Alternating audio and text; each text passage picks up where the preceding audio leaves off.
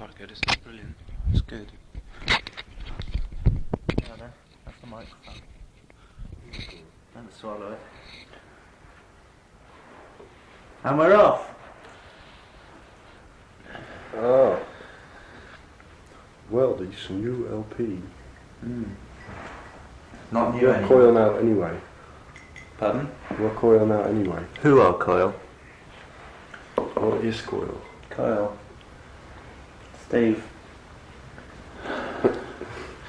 Yes, it's me.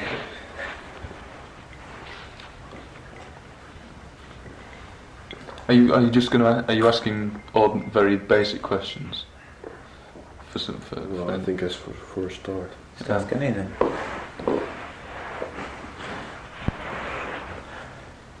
Yeah. Yeah. So. I remember the first time that I did an interview, Steve was sort of part-time member. Are you a full-time member now? I'm now, yeah. So fully integrated. So now with the three of you. Yes. A trio. Rock and roll trio. And there's the horse rotor. A power trio. Horse rotor. And some other people working on it as well. I'm not singing again. On what?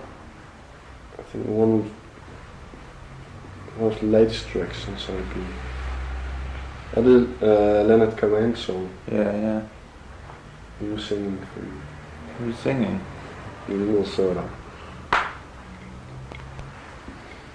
A little help from Mark Almond. Yeah, let's get into one of these interviews. I know too much, that's the problem. You should say. Just make up all the boring stuff from what you know. And then... That's what you have to do. Huh? That's what you have to do. Yeah, we have to make up all the intelligent stuff as well. Difficult. Yeah, but There's nothing intelligent to say about Who's music. on the album? We are. Who's on the album? Oh dear. Jim Thirlwell. Fetus. Fetus on your duvet. He's in. That's it, isn't it? Yeah. There's some Mexican people as well. So, Alan Babilero, a 12-year-old beach bum from Acapulco. He's only 12. A young one, a young'un. We exploited him. We ripped him off and never gave him a penny. Actually, we did. We gave him about £4. Was it his voice at the end of the Enel staircase? The end. No, that's... I think I heard your voice, but before that there was someone else. No, it's not. It's the tape. The tape on the anal staircase is this found source tape we got from America. With his kid and his dad. But it sounds like other things, you see. It sounds like whatever your filthy mind wants it to sound like. Yeah, I mean, it was not much. At that time. He's enjoying it, whatever it is. Sorry? He's enjoying it, whatever it is. It's not pain.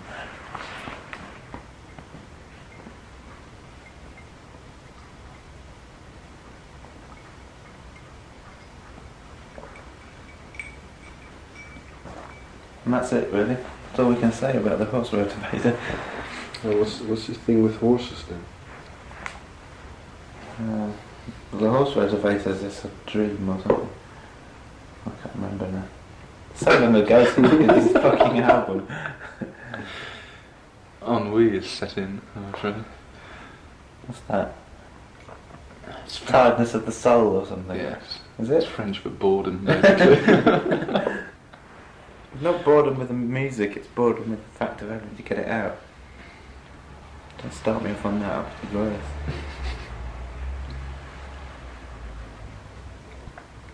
What was the question? Oh, about the horse. Yeah. I hate horses actually, I despise the things. I like horses.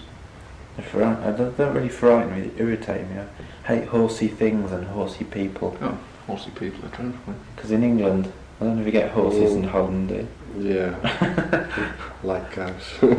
Yeah, that's those horrible girls that have the gymkhanas. The word gymkhana makes me quite ill.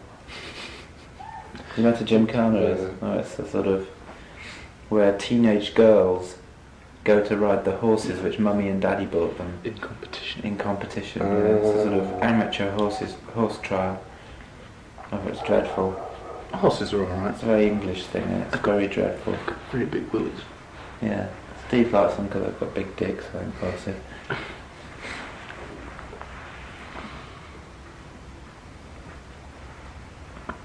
But the horse rotivators, sort of semi-apocalyptic thing,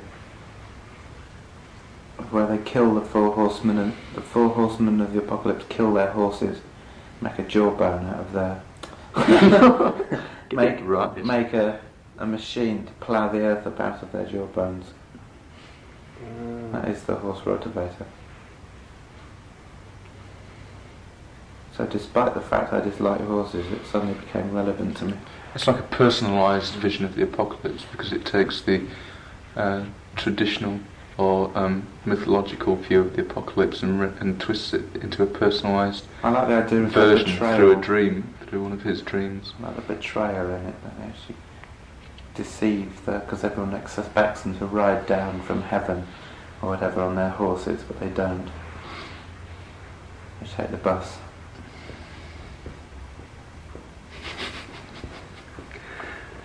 They hitchhike. Yeah, they hitchhike. They come on a tandem.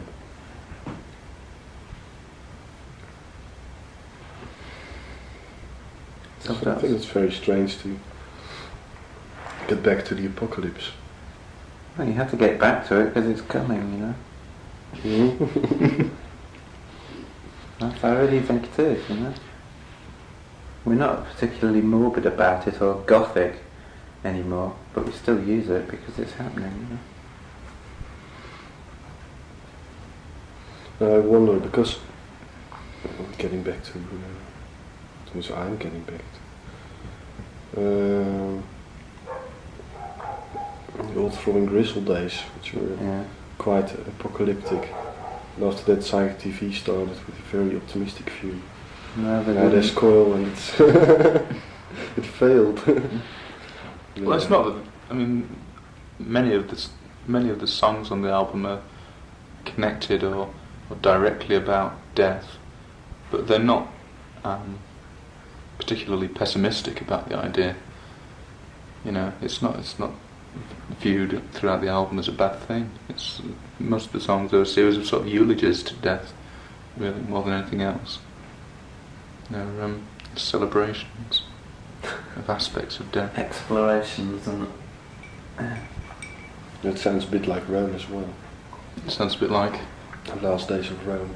Oh, well, yeah. we've got a very good parallel between nowadays and last days of Rome.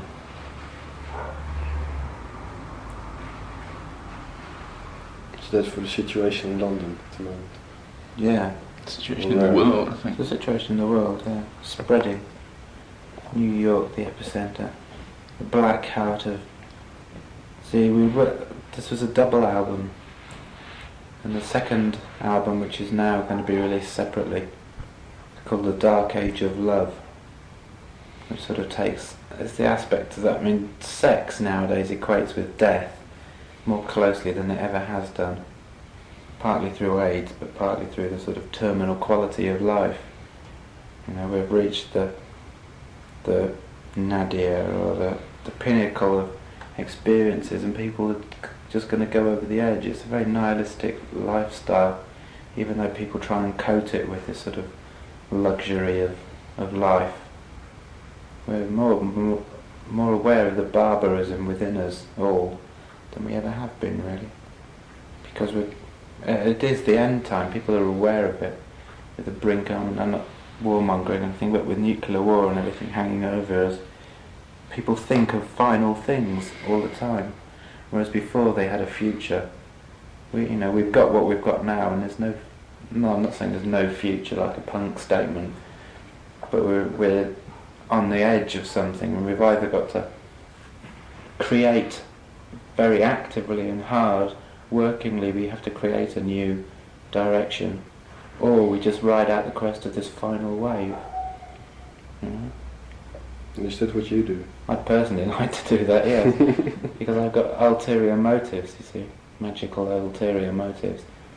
I think you have to bring down the old order destructively. Otherwise it remains and hangs around. But do you think there's anything after the destruction of the old order, to put it that way? There always has been before, yeah. But also in a way with avoiding threats like nuclear, whatever. I'm not sure you should avoid all these threats. I'd like to embrace them and, say fuck it, let them nuke it, Nuclear war now. That's what I mean. Yeah. Is there anything after the old order? Because that's the end of the old order. That's the end of the old order, yeah. There should be something.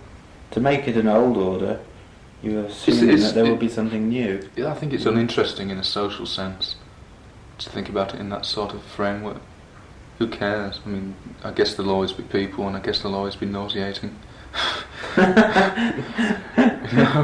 It's but terrible, in a more it's personal, true though, yeah. in a more personal sense, I think it's more to do with sort of like within your own subjectivity, coping with it. That's the interesting thing. Not what people are going to be like after the bomb. I think that's a really dull idea. I don't really care. If you do look at BBC documentaries about the survivors or whatever, they're going to be incredibly boring BBC actors with bad makeup on, wandering around making cheese.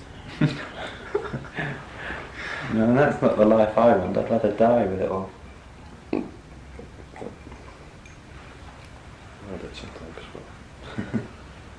as well. It's a political concern, that, and because politics is It's people politics, though.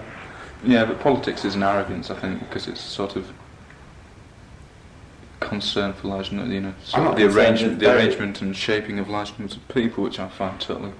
People should be only concerned with about 10 people in their immediate vicinity.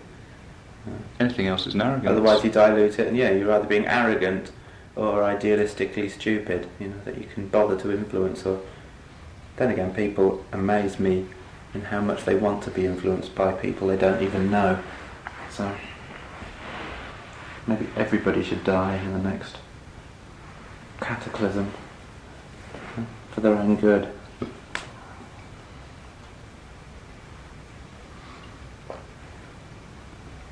But apart from that, we're quite cheerful, really. Apart from wishing the death of the human race. As quickly as possible. Let's get the album out first. Doesn't look like we will. It'll be released after the apocalypse. Yeah. First release an album.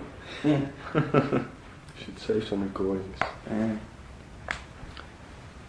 It's not too late, buy this. We'll have to release it on CD, Jeff, so it doesn't distort through radio. It might melt though.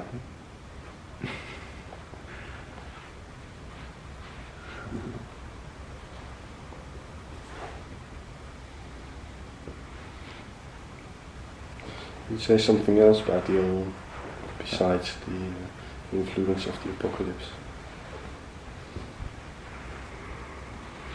I can't really tell. What did you think it was like compared to scatology? Was it very different or not?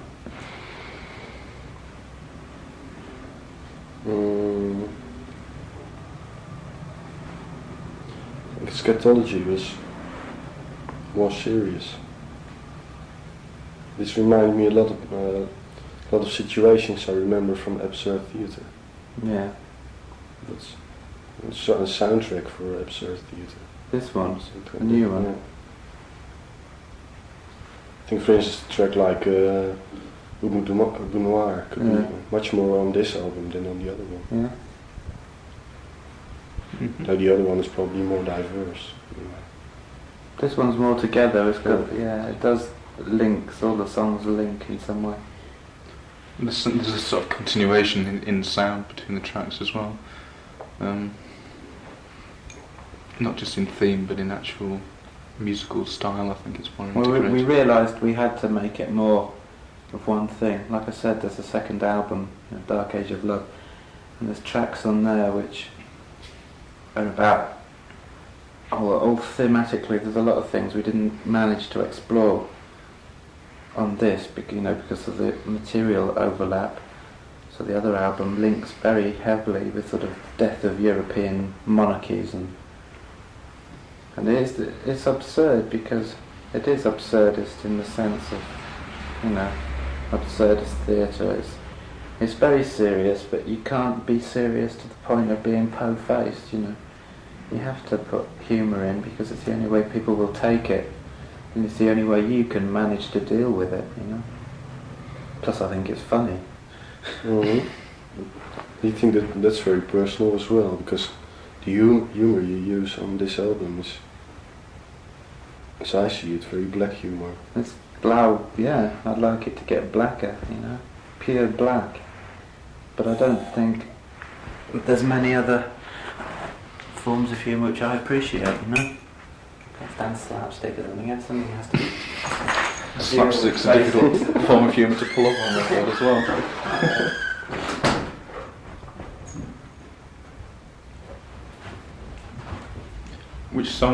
Any particular songs that you recall liking more than the others in the album? The Yellow Staircases. Yeah. Terrific. Good. It's really very good. And anything that you thought was very good? There were two tracks I didn't like very much. I think that's the last one from side A. The last one on side A? It's quite long. Yeah. It doesn't have any vocals. Mm-hmm. Well, I won't say that. I don't think it's good, but it's less. Personally, I think it's less. And also not the last one, but the one before that on side B with the narration. The Angels of Death. Yeah. Those are the tracks which he doesn't like. I think Penetralia and... almost seemed like a parody of the Spokesman of the Temple. Yeah. You ever thought at all about that? A parody? Yeah. That's rather good, actually. When it was being done, I think all of us were very worried that it might that it might remind people too much of that track. And the man reading it is a man from TV, Paul Vaughan, who narrates things like Horizon, Sort of BBC serious documentaries programs. And so it's very tongue-in-cheek to actually use him to read something like that. We did think, this does sound quite a lot like Message from the Temple, but... I don't think we were intending to take the piss out of Message from the Temple. No. Although the idea of doing that actually is a very good one. They'll probably come up themselves. You may have given us an idea for another track later. Yeah. I mean, Mr. Sebastian asked us if we wanted to use him again on any records. And we said, well, that's too close to that sort of thing. And then use somebody else doing the same. No, it's not a joke, but it's sort of... It's an indulgence. That track is probably more of an indulgence. The idea of it, but I like the music and everything in the background. I think the first track also reminds me of Mark Almond, side B. Circles of Mania. Could be. It's a bit jazzy. I mean, one of the musical decisions or aims, I think, was to create something rather more elegant and coloured than what one has become used to in independent, music. So much of it sounds as black and white as their cheap album covers. The music sort of fits those sort of horrible photocopied sort of. The whole sort of like fanzine milieu of sort of like cheap-looking, cheap-sounding music. I think part of the aim was to create something very elegant and very opulent and expensive-sounding, in a way. But then again, it was cheaper than Scatology to make. Yeah, I mean, financially, it's sort of Billy Bragg was in the next studio and he spent Billy more on Bragg one song spent- than we spent on yeah. the album. He spent over £60,000 doing his socialist agitprop type music, you know. Mm. He spent all the time we were in the studio And yet we're doing more, that album, doing doing overdubs on one track. whilst we mixed our whole album, and yet we are far more likely to be called self-indulgent than Billy Bragg. Just goes to show how ridiculous the left wing is, really. But that's depressed most of the time anyway. Hmm. You haven't done any interviews for Horse Motivator already? The Japanese girl. Oh. No major ones yet, really. Because nobody's had copies of the album yet. Well, do you know if people are expecting anything from it? Because I know in Holland they do. I don't care what they expect, they get what we They get what they're given. Well, besides that. Because people, I mean, I expected things from it. I'm more pleased with it than I thought I would be, I think. And it's quite a long time since most of those songs were finished, and a hell of a long time since they were So actually it's originated. thought of, yeah. And yet I still listen to them and still enjoy them. But then that's always the case, because I always get far more enjoyment listening out to things that I've done than I do out of other people's music. You hear of artists that can't listen to their work after they're finished. I can't understand it. I always listen to my old stuff. I've got 6 years of old recordings. I love listening to them. And people have said to us, oh, it sounds like the Butthole Surfers, Rembrandt Pussy Horse, the actual title. But I thought of that before I knew that was coming out. That's how old some of the stuff is on it. Because of some bizarre not being able to give us money, just the tiny, relatively tiny amount of £8,000 to finish the album, we couldn't do it, until now. We got half of the other album done. Tracks like Aqua Regalia and Paradisiac. And for us, they Dark were, Ages of Love. yes, Dark Ages of Love album. So we got stuff, it'll probably not be used on that album now. We'll get, do new stuff. When is that album going to be released? Easter next year, hopefully. Hopefully, yeah. Yeah. Even as we speak, though, the current album looks like it's been delayed, It'll be possibly delayed past till Christmas. January, yeah. So that means there are going to be 2 Coil albums coming out. If the next one does come out promptly and on time, there are going to be 2 fairly close together. That's alright. It probably also depends on how much next album is going to sell. Well, I mean, no doubt the third one will come out regardless of how well the second one sells. It's just a matter of how much you can afford to spend on recording it. Yeah. But it will be released regardless. It should sell. The problem with promotion and odd things usually thought of as helping the sales of a record is that I think all of us are sort of starting to find the whole promotion circle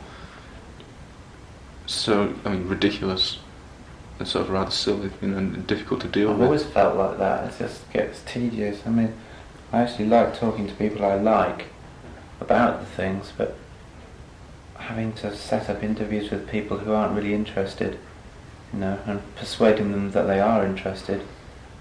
Being Coil today, you have to put your John Balance head on, and be him, and you think, God Almighty, I did this 8 months ago, and I'm fed up of talking about it, fed up of thinking about it, let alone talking about it. It's not that I don't like the stuff we've done. No, I mean, my enthusiasm for the music is sort of like high. I mean, as high as it ever has been, if not higher. But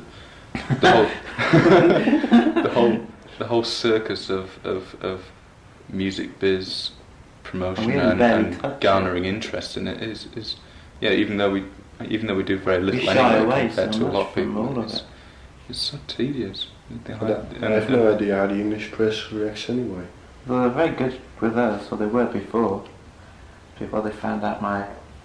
I better not even joke about it. Collection of t-shirts. Yeah. No, they were very good before, because we're quite good friends with, the people who count. I've slept with most of them. No, but if you have, it helps, but I haven't. It's And that's why we get bad reviews. I mean, we're involved. I mean, we're working on a movie soundtrack at the moment, and personally, I find that a huge relief because the only thing you're worried about is the music and the direct opinion of the people who you're doing it for. Yeah. You know, you don't have to think. You don't have to do interviews. I mean, nobody wants to do an interview with the person who's done a film We've done soundtrack. interviews already for the I know, film but only soundtrack. because we're a band already. You know, only because people that buy the records, because we're a rock band or we're involved in the rock world, want to know about World it. of rocks and minerals. But if we solely just only recorded soundtrack albums, then we'd never have to get involved in all that silly sort of question and answer business. It's all very well talking about what you do. You know, it's not as if it's not sufficiently intelligent to find anything to say about. I mean, there's plenty of things to say about it. But the whole, just the act of discussing it with someone from a music paper and then reading the way in which it's treated constantly as a sort of, I mean, what is it that Derek says? Popular music trapped in perpetual adolescence. You know. Which I was. I don't mind being trapped in a perpetual adolescence. Yeah. I've never known that, so it's really difficult for me as well. But you know, you read, you think it's good fun to do an interview for a while, and then when you read, I don't know, I mean, I went off the music press a long time ago. It's just, it is so juvenile. sounds and I feel quite ill. I have to read them in case they mention us somewhere. They used to have Dave Tibet, of course, for that. Yeah, And it's easier to get a good review then. I've dropped out of youth music so much now that when I read music papers, there's a constant stream of interviews with new bands I don't know. I've never heard of them, and they sound dreadful. You read the articles, and they're going, "Hey, you know, sort of like the the new discovery." You know, that's kind of sort of. the new thing which I never even heard of either. I'm so far behind all that now, so far away from it that even the people that they're compared to are people that I've never heard either. You know, I don't know. The Mighty Lemon Drops. Who are they? Yeah. Somebody like, I mean, they appear to be well liked in the music press, but in the faintest idea what they sound like, and quite honestly, Bogshed people. yeah, I don't want to hear them either because there's nothing at all interesting about the sort of vibe you get. The only thing I know is we almost used the drummer out of Stump on one of our tracks, but decided against it for some reason. But it's always there, you know. I mean, I went through about 18 months of just not. I didn't read a music paper at all because I never buy them, and I didn't know anyone that did either. And then just recently I've started reading them again, and it's like I've moved, but they haven't, and it's still happening the same old way. But I've become much more sort of cynical to the whole thing now. You know, not in a bad way, but in a sensible way. You know, I've become more adult about it. I'm no longer a sort of 18-year-old who rushes down to the shop to buy his copy of NME to find out what's happening in the music business, because frankly it doesn't matter. In a way, it's even happening with Coil. Because when I go to Amsterdam, I'm not living in Amsterdam, luckily. But when I go to Amsterdam and I meet people who've written John, for instance, Jeff, but they've written John, they talk to me like Coil and whatever. They try to impress me with the fact that they have a dog called Chaos.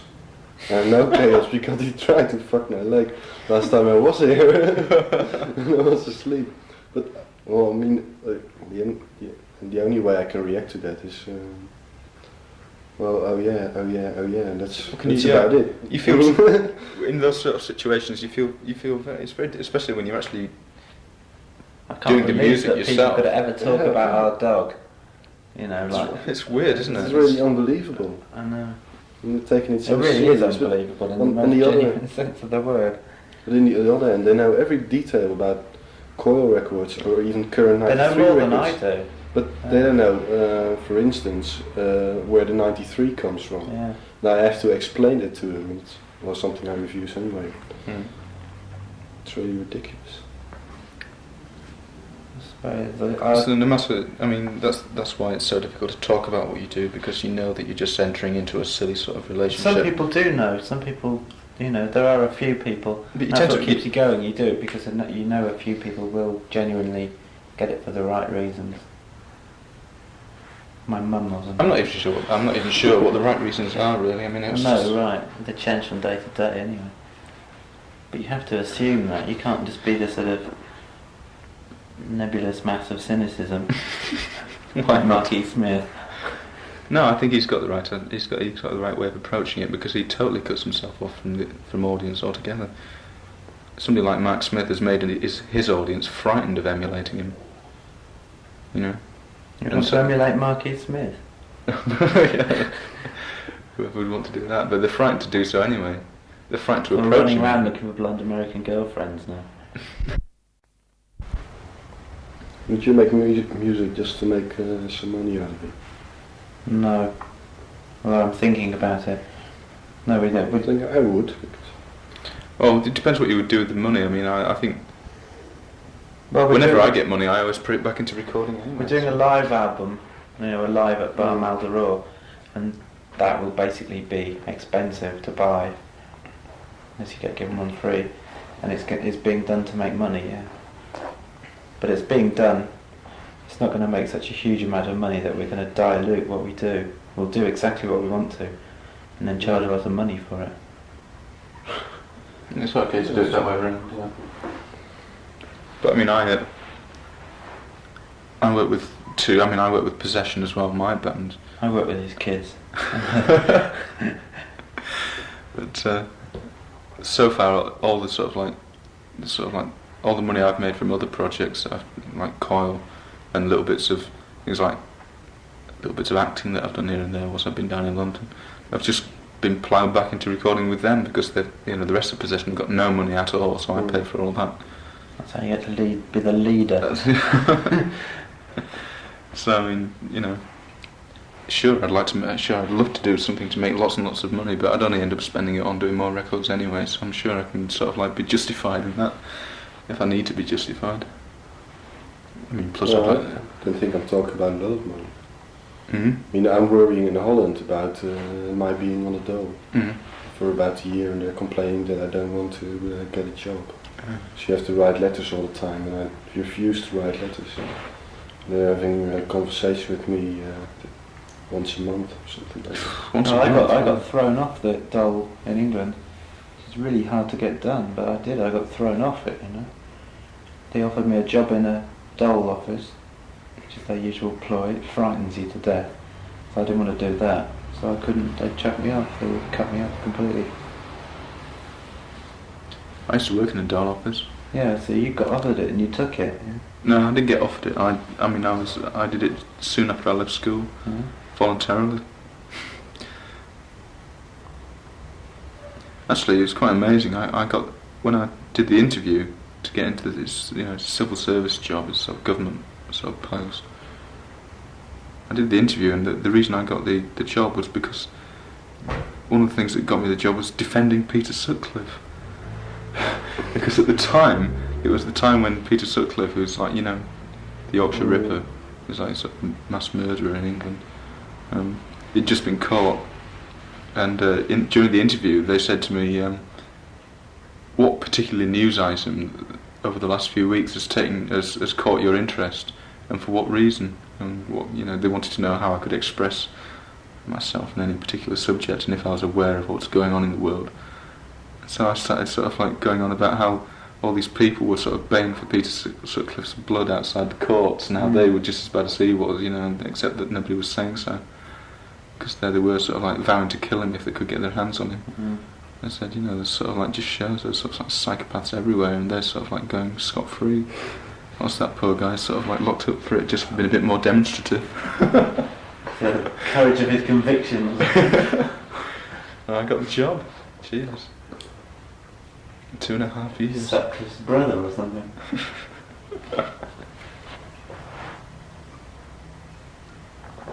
Now, how's modern England anyway looking to Coil because of its homosexual backgrounds? They're called like that. How what? What's the question? Say the audience you're actually playing for, Yeah. who is buying your records, is looking towards Coil. I don't know. I don't think. Probably half of them don't know.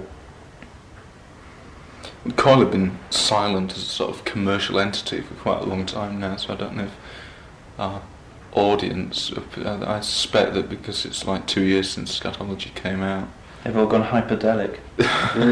they're all sort of like, I mean, Scatology is just sort of like a white spine in their record collection, you know, until the next thing comes out, so God knows what they expect of us.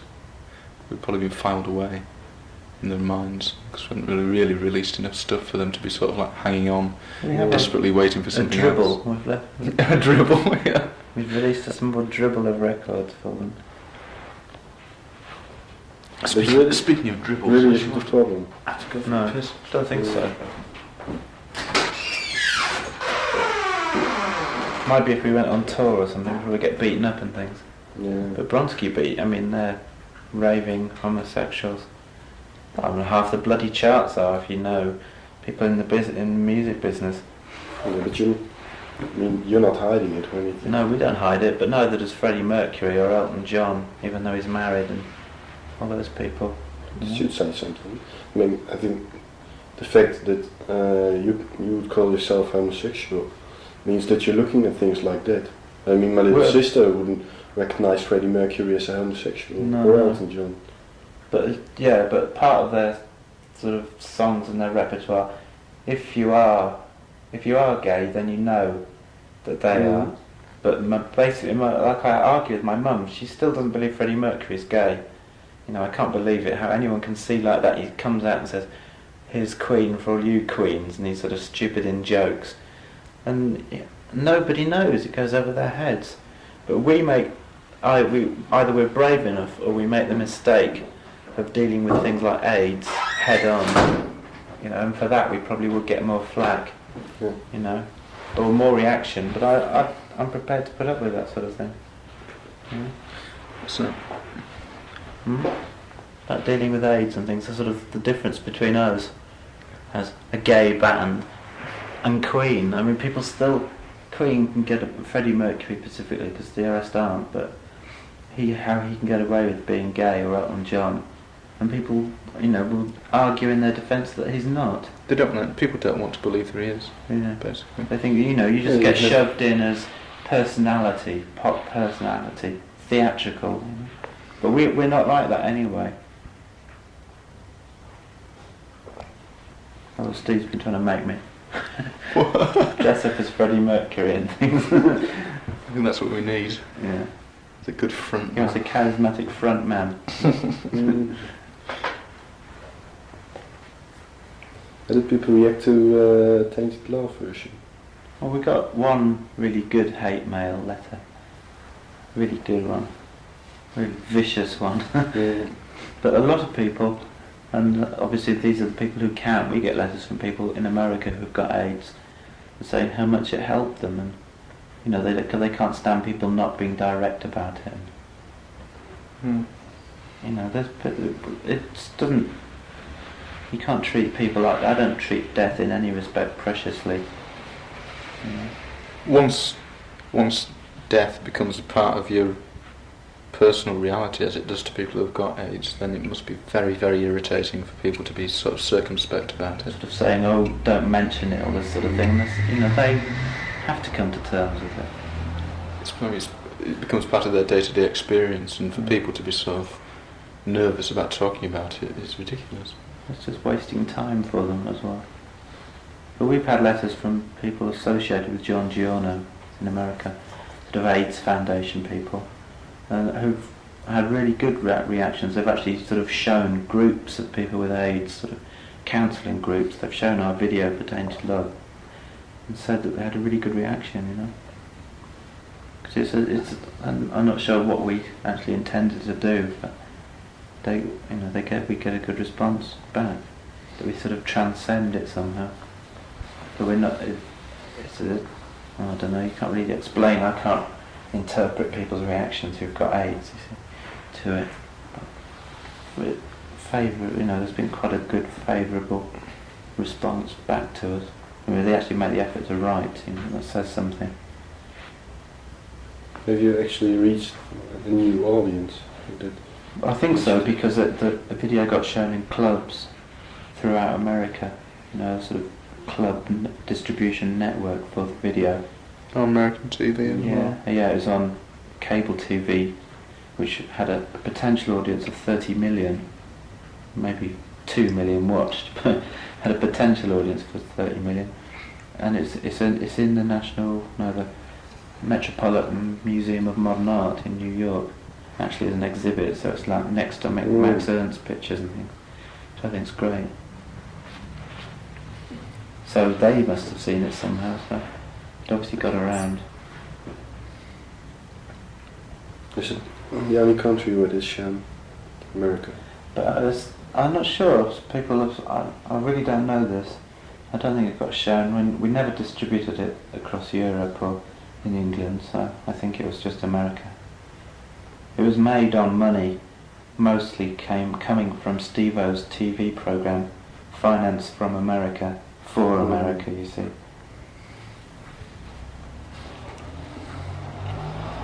Well, It's been shown in Italy in clubs and things, but not widespread at all. It's available. It's not available, that's the trouble, but if anybody wanted to distribute it, we could make copies available.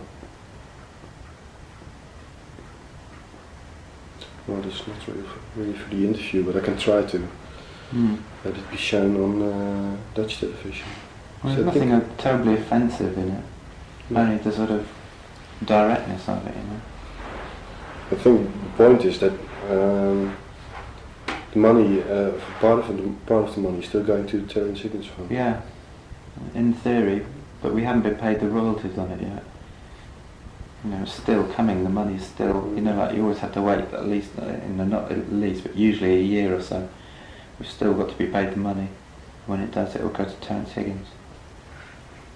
In America, John Giorno's recently organised things to go. He wanted to put all the royalties from his label to go to AIDS, and we said yes, but for neither his nor yours, that track. So that's going to go to AIDS research in New York. I think on Dutch television people are working on some programs about AIDS. Yeah.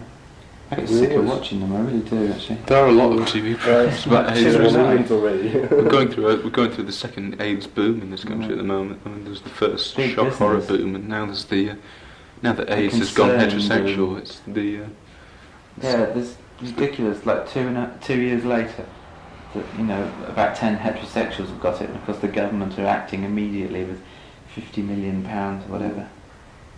And really stupid, prudish things, Victorian things like, yes, we're considering that you can advertise Durex and things on television. Such a apparently big decision. they reckon that in America, where they're about 5 years ahead of us on the sort of like AIDS scale, one of the lowest risk groups in America at the moment is the homosexual community because they've got better education. No, I mean a lot of them have come Well, round. it's the West Coast is completely different to New York. Yeah, LA is really good, quite good.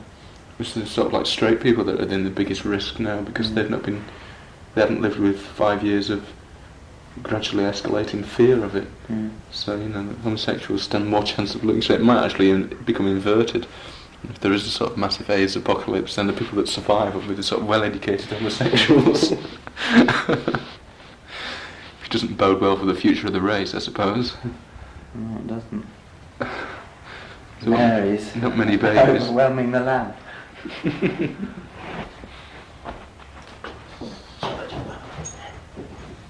Another vodka. That's some Steve.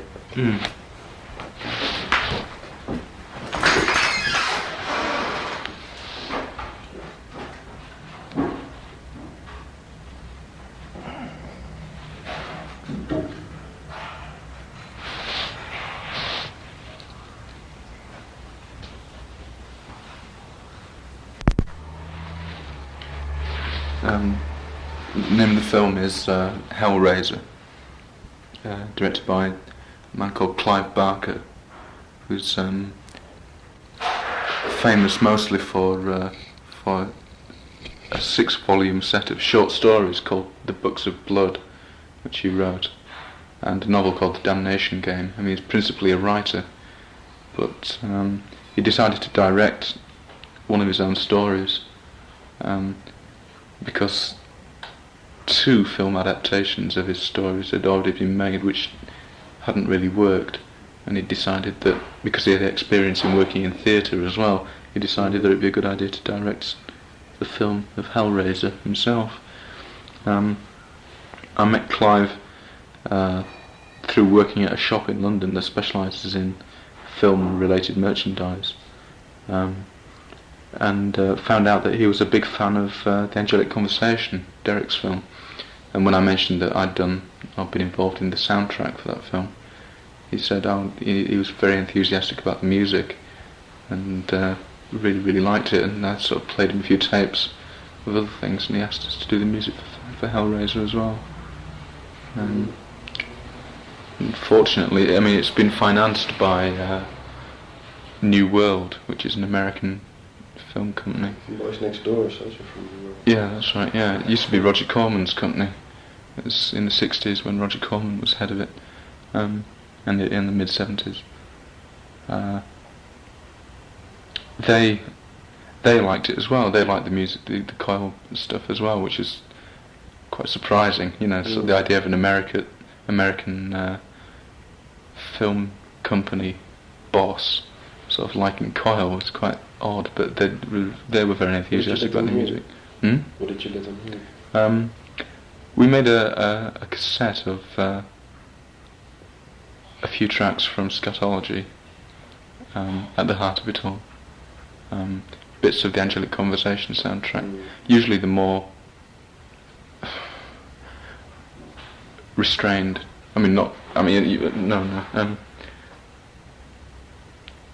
Not structured songs like Panic or Godhead, Deathhead or something like that, which obviously aren't very good for film music, but the more ambient sort of things, which have got better applications for film. We sort of made a tape of various bits and pieces of those.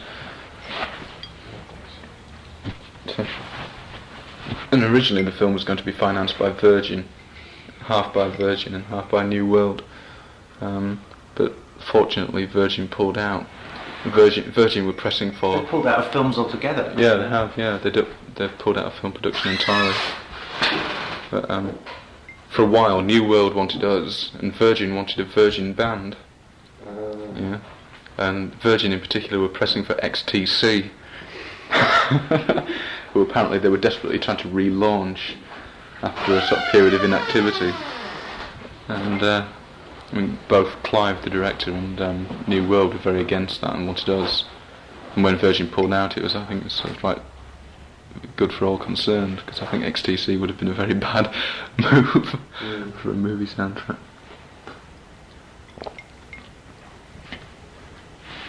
But I think it's obvious from listening to our music that it does have quite blatant movie potential in places. Although we do structure songs specifically for a sort of a popular or rock market, there are moments when it's quite apparent that the sounds would be very, very effective when married to film.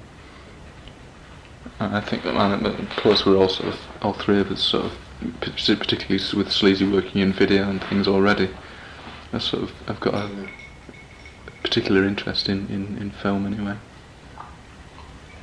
It's a far more mature medium generally as well. You know what I mean? It appeals. I mean, it does have its fair share of comic book intellects, you know, Steven Spielberg and people who are sort of. But that's Putnams of the world, I admire. That's. Oh Jesus, no! David Putnam's a monster. But in general, there are more artistic heavyweights working in film than there are in popular music. I'd be hard pressed to name more than 3 or 4 people working in youth music who I could honestly claim to be sort of like anywhere near approaching a genius. It's a more visionary medium, isn't it? Yeah, it's much more. It demands much more from people as well. I think film is much more of a total experience. I think. You're also working on a second Ritual soundtrack, like How to Destroy Angels. Yeah.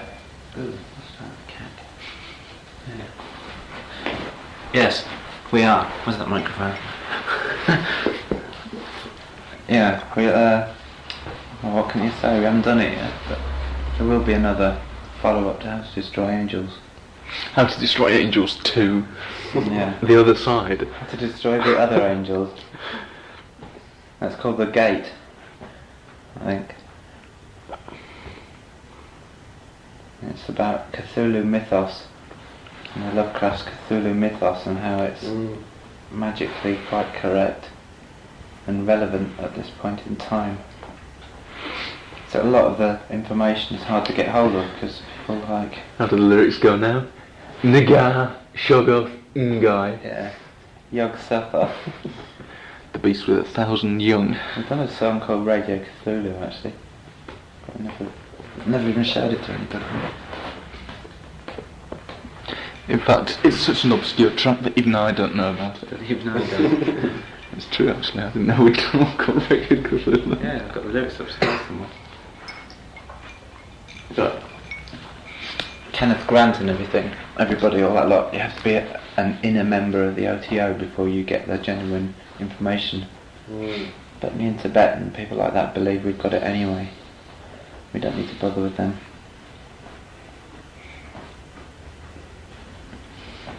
What's that? What? Is there a serious connection between the Cthulhu stuff Oh and... yeah, that's what the main aim of the OTO now is, space marking. It's making an astral gateway in space for the great older ones to come through. Oh, wonderful. Seriously. It's quite serious. Very serious. Dangerously serious. Serious. Is that a clue? Yes. To the positioning of the gateway. You cannot. That's why on the scratching of our record it says you cannot be serious. Did you know that? No, I didn't know actually. As in dog star. Dog star, dog star. Yeah.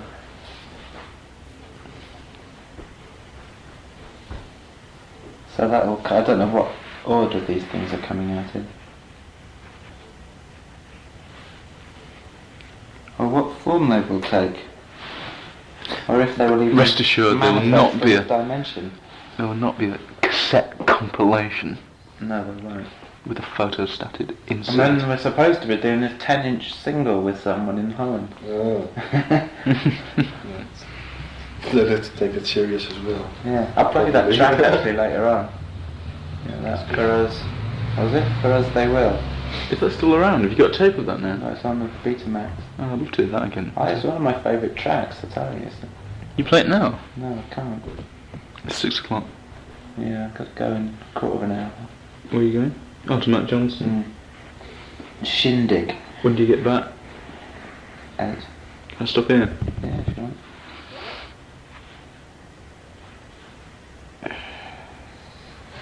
Have you ever had contact with people like Kenneth Grant? Not direct. Tibet has. But at the risk of sounding, what's the word? Not irreligious, but they're old fogies, they're old men. Although they may be very well-meaning old men, making themselves redundant by being so insular. You know, you can hardly even get hold of them. They're so pompous and it's just like the Freemasons, you know.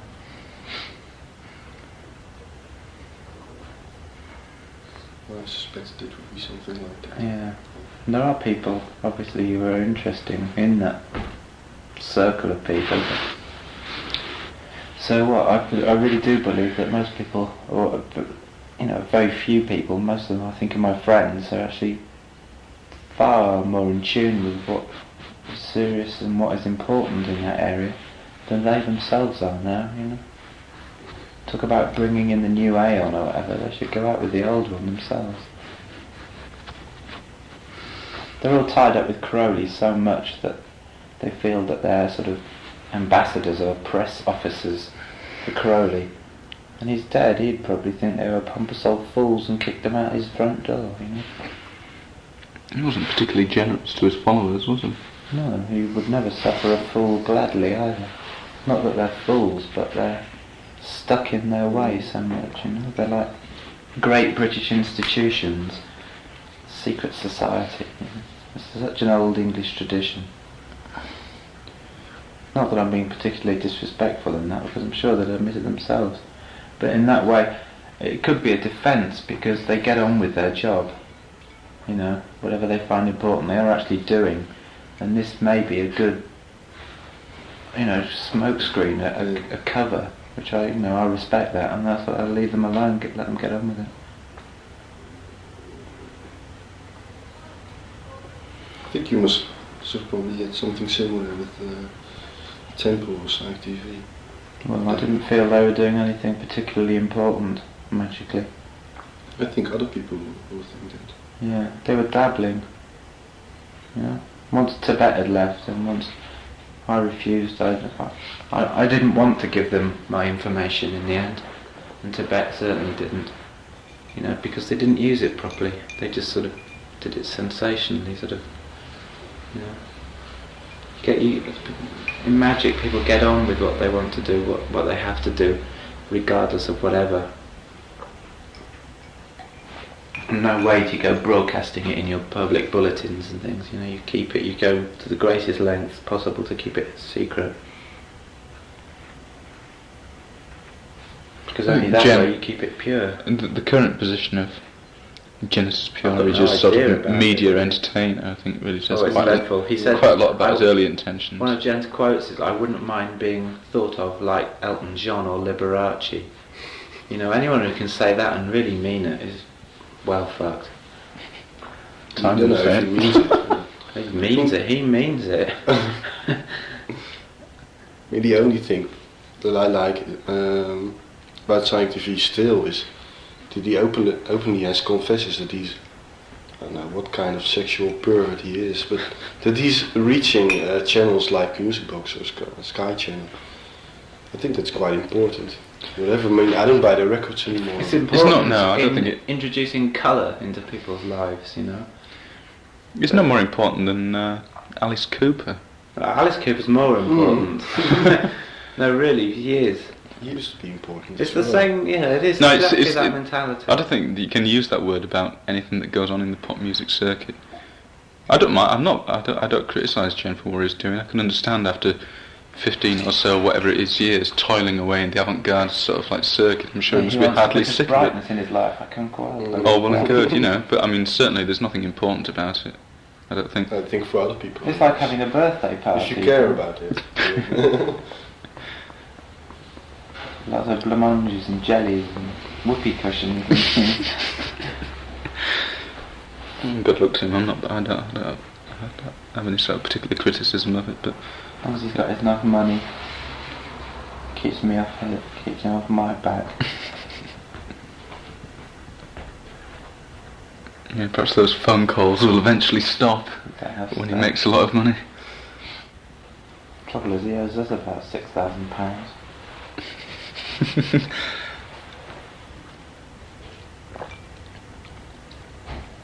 I wish someone owed me £6,000 and I had my hands under the throat at this very second. That's one of my favourite quotes. I can't remember who said it, but some American murderer that was just gone wild and sort of shot loads of people in a shopping mall.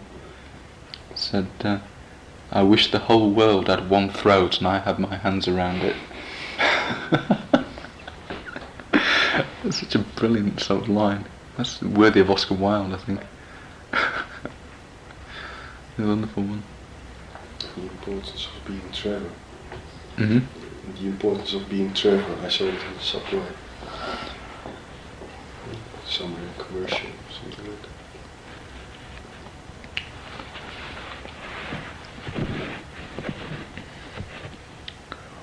There aren't very many good films on at the London Film Festival this year.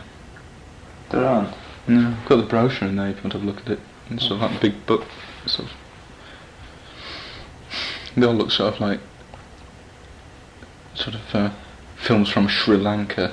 Yeah, I know. And, you know, sort of social realist films from Lebanon. yeah. I think I'm dead. Yeah. There's a handful of good things. Got another question. Maybe tomorrow. Maybe tomorrow.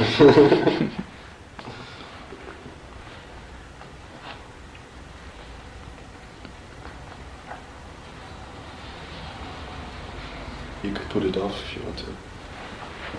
You already had one side. Yeah. Halfway through this, nearly finished actually.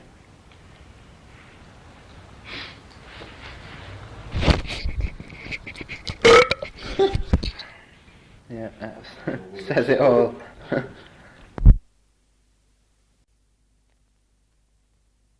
One, two. Yes, it is. Turning around. Yes.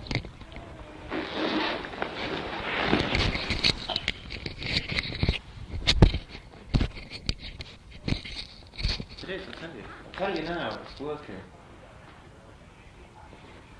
Is it? What is it? Can you hear it?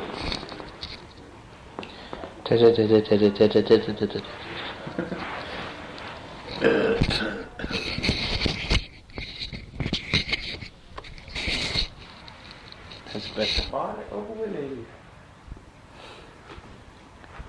So, why did you start first Coil? Because don't know really. I just wanted to rock. I don't think are we going to say anything sensible in this interview? You know, I felt the urge to rock and roll and Stupid. Don't talk stupid. I'm fed up already with interviews. Yeah, me too. It's really horrible. nevertheless you'll do one. And we'll do one. Didn't you do one last night or yesterday? Or Shut up, you weren't here, Sleazy. I was hoping you were going to finish it. Eh? I was hoping you'd finish it. We talked about the apocalypse Did you? quite a lot. Uh-huh. Real serious stuff.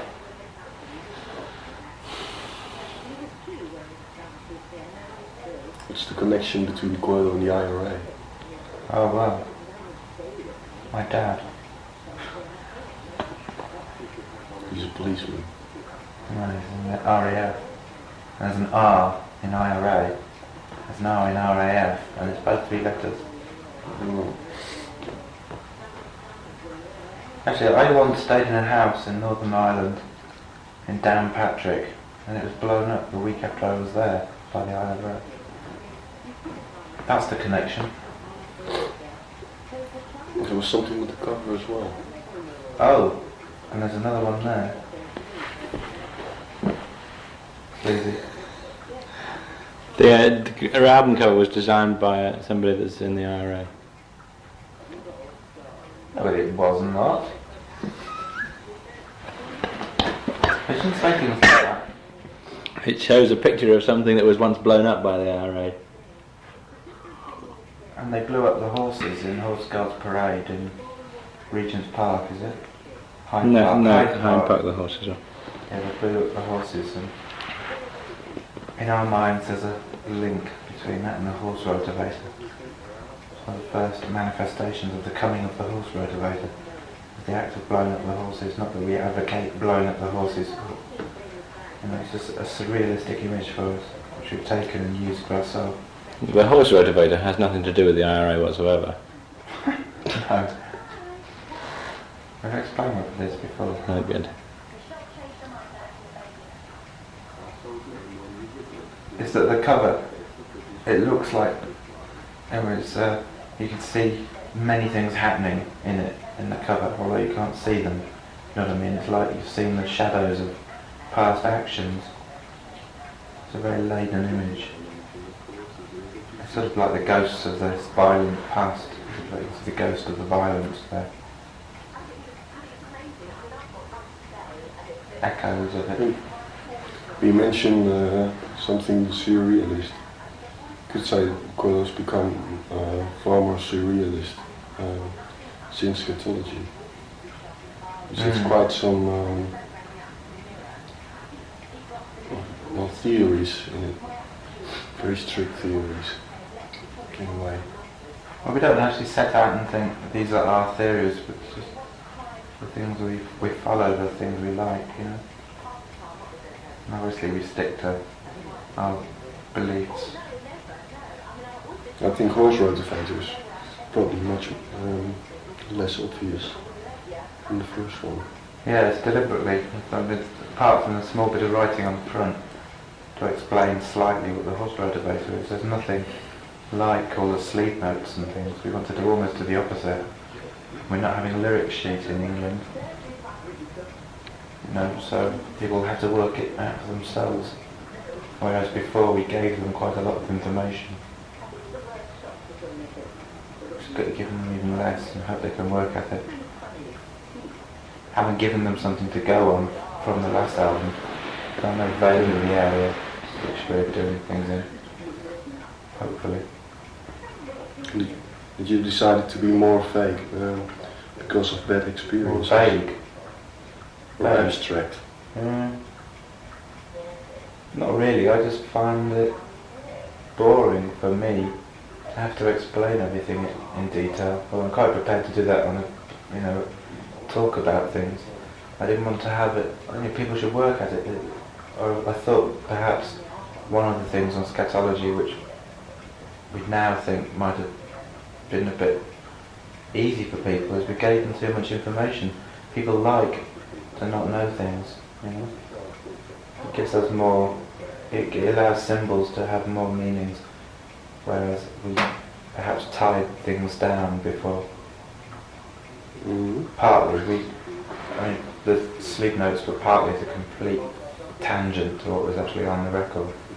You know, we just pointed out in all directions. This time we're leaving people floating in the black humour of it all. I think on the first album, you quoted some people that most people probably never heard of, like Alfred Jarry, for instance. Yeah. You didn't put quotes of Crowley or Burroughs on it. We did. That's true. I am perplexed on the scratching for the But regular. they should have been so obvious that they were not necessary to mention the We record. did it on purpose. We mentioned Burroughs, Crowley, Manson. About Jim Jones we didn't, but we deliberately pissed around with people's expectations. You know, we partly went towards what people thought what we would do, but we were taking the piss. People might never even realise it, but we did. For our own sake, you know. But there are good reasons for every one of them. And you think that putting out a 12-inch like the anal staircase would scare off a lot of people? I don't think so. It should do the opposite. It got played last night in that club I went to. And people, there was a sort of nervousness in the air. It quite grabbed them. You know? I thought it was good. I got a really good reaction, I thought. People sort of almost dancing. What the fuck's this? It's a little bit weird. Because it's very jittery, the whole thing sort of moves and waves in not a normal way. I don't think there's anything very scary about it, is there? Apart from It's exhilarating. I think it's like a roller coaster, isn't it? Like quite a slow roller coaster. It exhilarates. The lyrics then. Well, for me it's quite difficult to hear them. Yeah, the lyrics.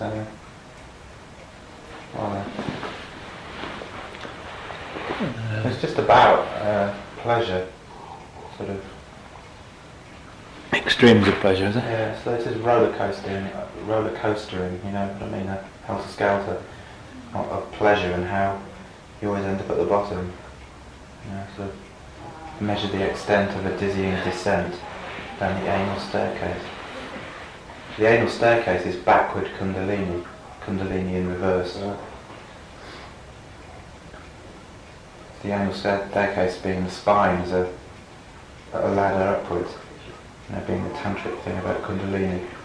Well, there's in the 11th degree of the OTO, anal sex, because the reversal of everything. So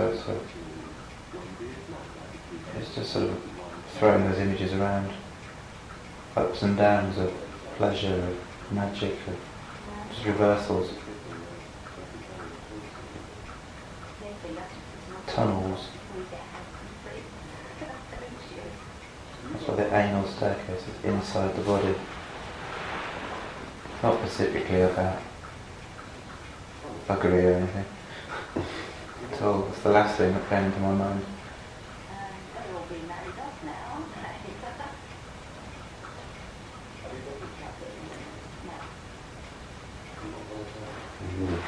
Question. But I think it'll attract people. I think it's quite a catchy sort of song.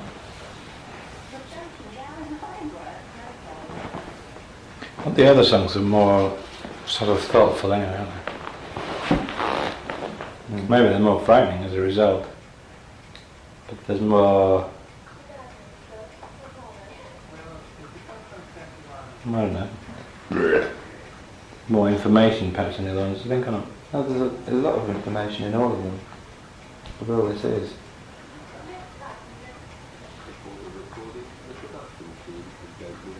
Yeah, the staircase is probably one of the more direct ones that sort of grabs you more. The rest you have to sort of meet halfway in some respect. What were you trying to do with, for instance, Ostia, which the basis of the song you recorded in Mexico? Yeah, part to of me, yeah. it remembered me of a postcard that you get. It's probably completely like a remembrance. You record that song to remember a holiday in Mexico. Well, although portions of it were recorded in Mexico, the actual song is about something that happened in Italy. But they're the same kind of place in a way, more Latin sort of place. It's about the death of Pasolini, the film director. Amongst other things. And it's about a friend of ours called Wayne, who jumped over the White Cliffs of Dover, committed suicide. He was a heroin addict and he killed himself by jumping over the cliffs of Dover. So that's all mixed in. It's about ritual deaths, about the Grail myth. It's about the Grail myth and how the king must die in water. Like in The Tempest, is it?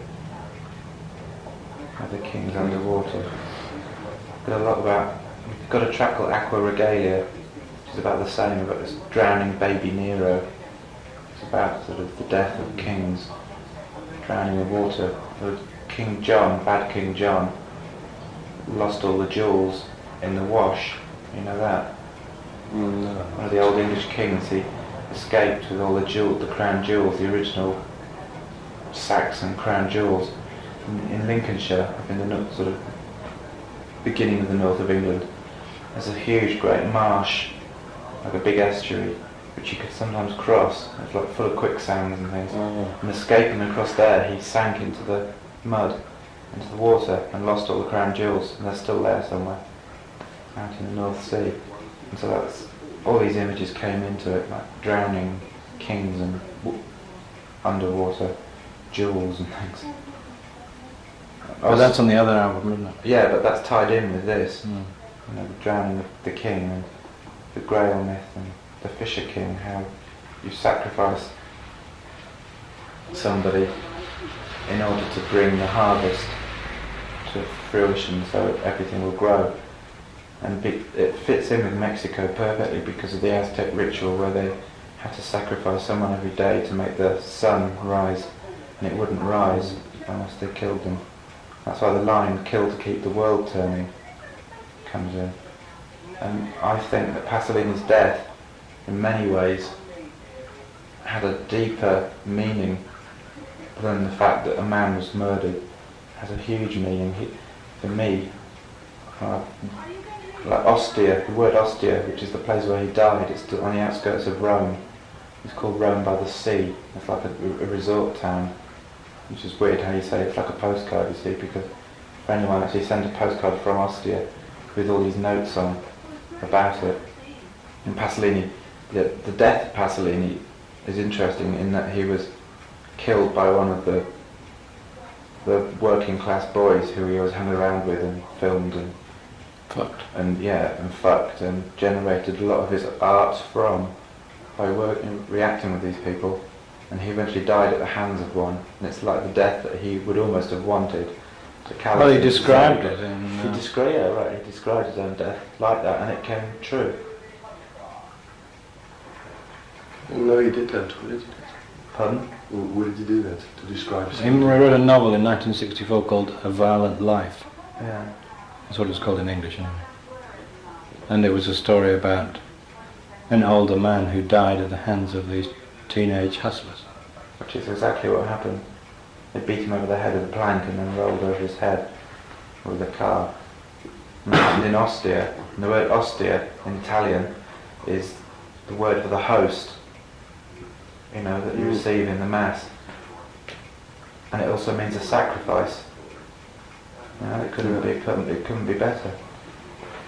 As he died on the beach, very near to the beach.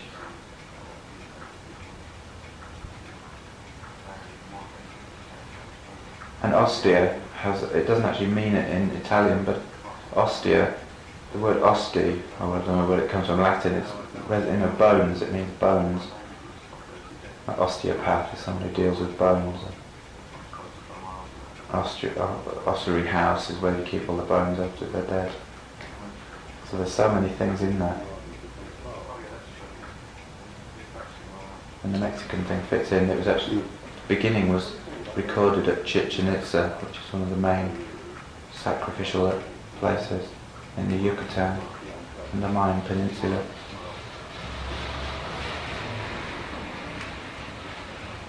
And we were actually walking down the road recording, and there was all these dead dogs in the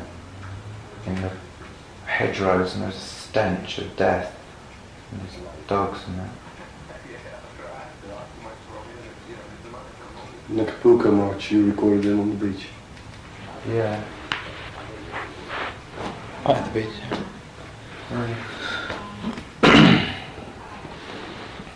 We're just like that, drunk, they're really drunk. Drunk Christmas march. We're completely drunk.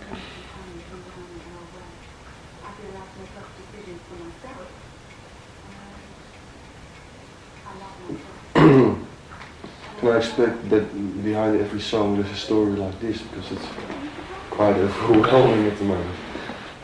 Some of them are fuller than others.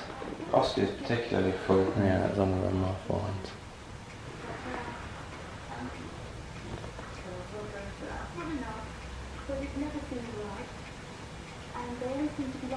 I think probably the instrumentals are more just sort of pictures.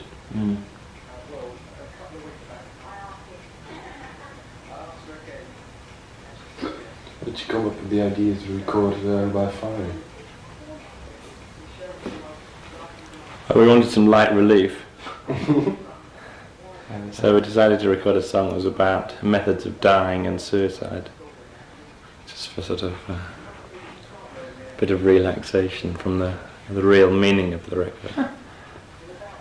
Like the idea is that the lightest spot on the whole album is one of Leonard Cohen's songs, renowned for his gloominess. But Tibet got quite friends with him when he came over, with Leonard Cohen. I think he's got Coil albums and current 93 albums. And we said, Tibet at the time said that we might do it to him, and he said it's great. You know, he really liked the idea of it.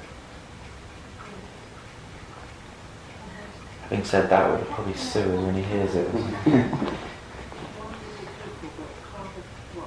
Well, we have a tradition, don't we? We've established a tradition of doing one cover version. About death. About each death. record. What's the next one going to be? I don't know.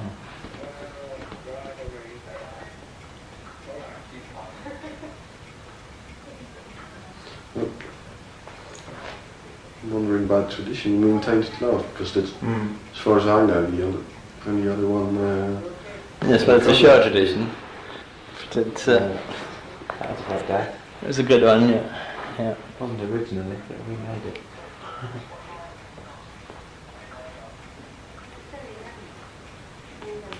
What's that Johnny Cash song called? Which one? The Into a Burning Ring of Fire. I fell into a burning ring of fire. Is that what it's called? Burning ring of fire. Ring of fire. Ring of Fire, that's a good song, yeah, I might do that one. We've taken bits of that. I fell into a burning ring of knives. And that other one. Circles of Mania.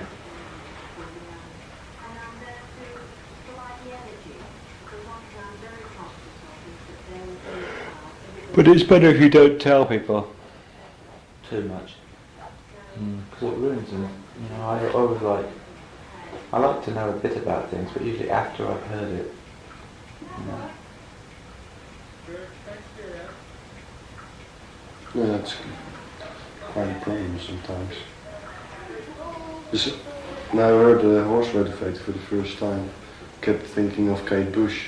After a while I mentioned it to Jeff. He said that she actually wanted Kate Bush to produce the album. Yeah. It's quite strange.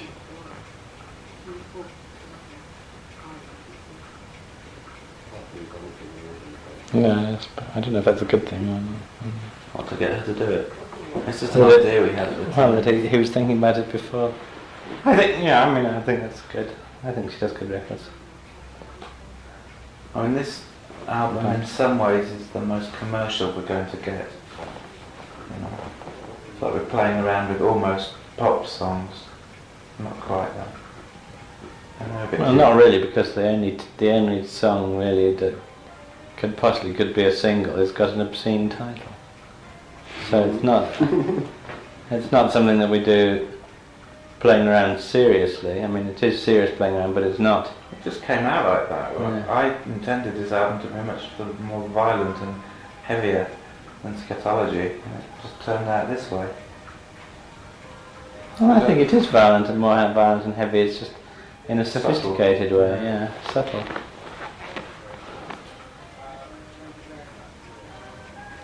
What how the new tracks for the other album? What do they sound like? Yeah. Because this album is, well, I said yesterday also, it's much more one piece compared to Scatology. Yeah. Could you say that this album and the next album are two pieces? They're linked very closely, yeah. But The style of some of the pieces that are not on this album is similar to this album. they're a bit stranger, I think. Yeah, they're probably a bit more a bit more frightening, I would think. Probably. More violent in a orchestral sort of way. Sounds like a classical type orchestra. I mean, not that some of the sounds are like that, but it's the way we've gone about it that you can't tie it down. You can't tie it down to any sort of style. It's more, I think it's timeless. Really. That's what we're trying for. This one, yeah, the next album looks that way. Like him.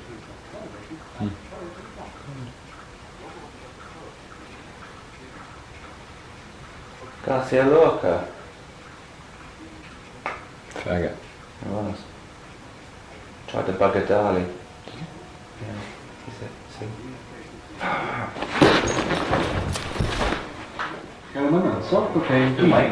Jam stru jam centric, but in the same time jam consent.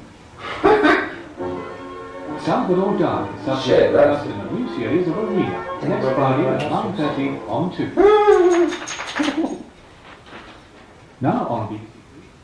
That was supposed to come out early spring, wasn't it? Yeah. That was the prodigious adventure of a lace maker in a rhinoceros.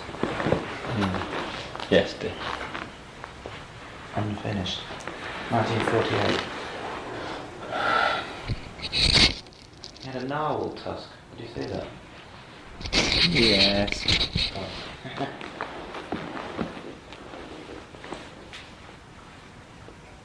Where were we?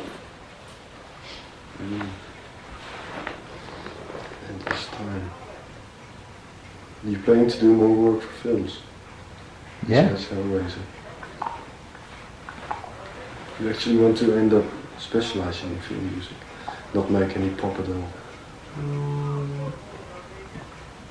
No. I don't know, I think it varies, you know, you I'd like to get do one thing extremely large amounts of money for doing film soundtracks.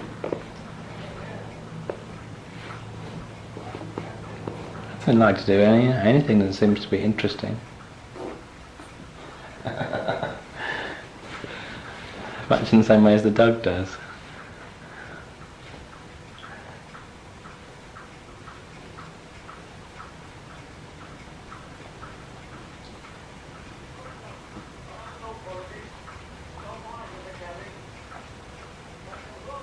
I wish I could lick my own arse. Try yoga. Yeah, I'm too fat. About 20 years. Don't need toilet paper, do you, Chaos? Get your tongue around it. Mm-hmm.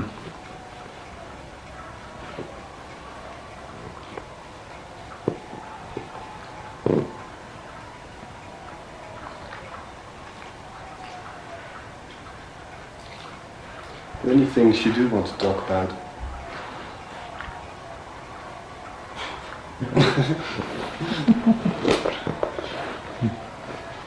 Knew this. You want to talk about the live album?